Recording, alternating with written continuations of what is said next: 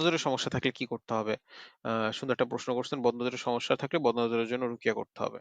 বদনজরের সমস্যা চিকিৎসা সাধারণত ২ ভাবে করা যায়। একটা হচ্ছে যদি জানা যায় বা আন্দাজ করা যায় কার নজর লাগছে, কে নজরটা দিছে। অনেক সময় দেখা যায় যে অমুক একটা কথা বলছে তারপর থেকে নজরের সমস্যা। সো সেক্ষেত্রে আপনি তার অজুর পানি নিবেন। তাকে একটা পাত্র নিচে নিয়ে বা একটা মগ বা কিছু একটা নিয়ে তার তার মধ্যে উজু করতে বলবেন। তার মুখ হাত চুইয়ে যে পানিগুলো পড়তেছে, এই পানিটা নিয়ে আপনি আপনার গায়ে ঢেলে দিবেন, পিঠে ঢেলে দিবেন বা মাথার পিছনে মাথায় ঢেলে দিবেন। ঠিক আছে? একটু গোসলের আগে করতে পারেন তাহলে সমস্যা হবে না। সো তার অজুর পানিটা নিয়ে বা তার হাত মুখ ধোয়া পানিটা নিয়ে আপনি গায়ে ঢালছেন। ইনশাআল্লাহ এতে বদনজরের সমস্যা কেটে যাবে। আর এটা একবার করলে আশা করা যায় যথেষ্ট হবে। ঠিক আছে? আর দ্বিতীয়ত হচ্ছে যদি না জানা যায় বা যদি না বোঝা যায় যে কে নজর দিছে বা এটা অনুমান করা না যায় কোনোভাবেই, সো এরকম ক্ষেত্রে আপনি রুকিয়া করবেন। রুকিয়া করার বেশ কিছু পদ্ধতি আছে। একদম সহজ পদ্ধতি যেটা সেটা হচ্ছে যে রুকিয়ার অডিও শুনবেন। নিচে দেখেন ওয়েবসাইট আছে rukiabi.org। এই ওয়েবসাইটে গেলে কিংবা আপনি যদি সরাসরি অ্যাড্রেস লিখেন rukiabi.org/download। তো এখানে যদি যান তাহলে আপনি হচ্ছে যে একদম শুরুর দিকে বদনজরের রুকিয়ার অডিও পাবেন। সো বদনজরের রুকিয়ার অডিও গুলো শুনবেন এবং আপনি নিয়ত করবেন যে আমার বদনজরের সমস্যা যেন ভালো হয়ে যায় এই জন্য শুনতেছি।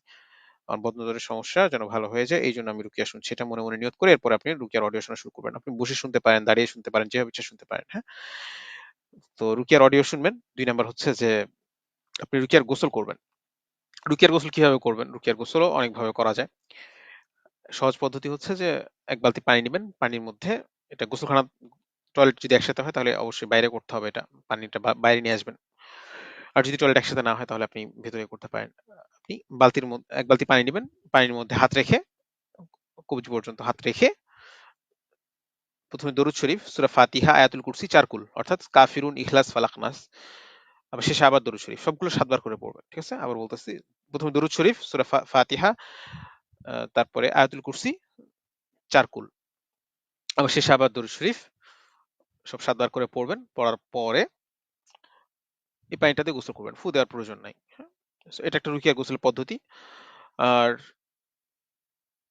যদি এই পানি দিয়ে গোসল করার পরে অন্য পানি দিয়ে গোসল করতে চান, কোন সমস্যা নেই, করতে পারেন।